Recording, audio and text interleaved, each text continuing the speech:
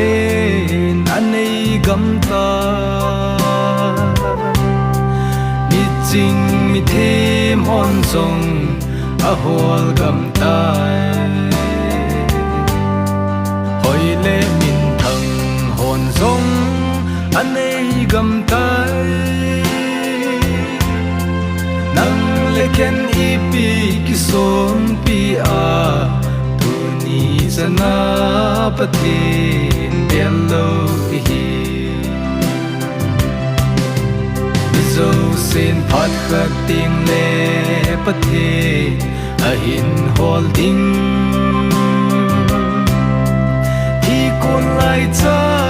pathin bela halani kho agay sama dam lai hat lai hoi lai chi lai thip lai bed hin pathin belo yute kunum kisi ma pachum ngai lo ta sa in chen lo chen ibui pi bang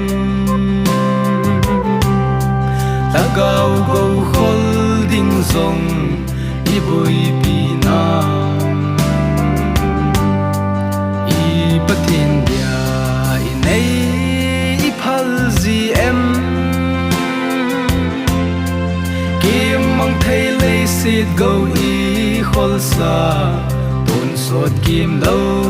laga go khol hiu te zo sin phat khat ting le pathe a hin holding hi kon lai cha pathin bela halani kho agay sanga dam lai hat lai hoi lai chi lai thip lai bed hin pathin belo yute kunum kisi ma pachum ngai lo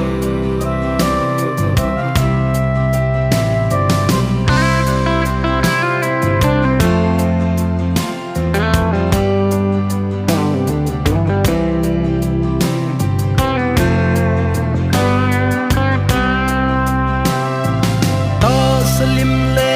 mel hoi ding i dei che lagaw mel hoi na ding i gel kho na polam mu thei ta sa mel hoi na le chu mang thei le sit mel hoi na sa pathin mit ve lagaw mel hoi hiu te zo sin phat khat ting le pathe a hin holding hi kon lai cha pathin bela halani kho agay sama dam lai hat lai hoi lai chi lai thip lai bed hin pathin belo yute kunum kisi ma pachum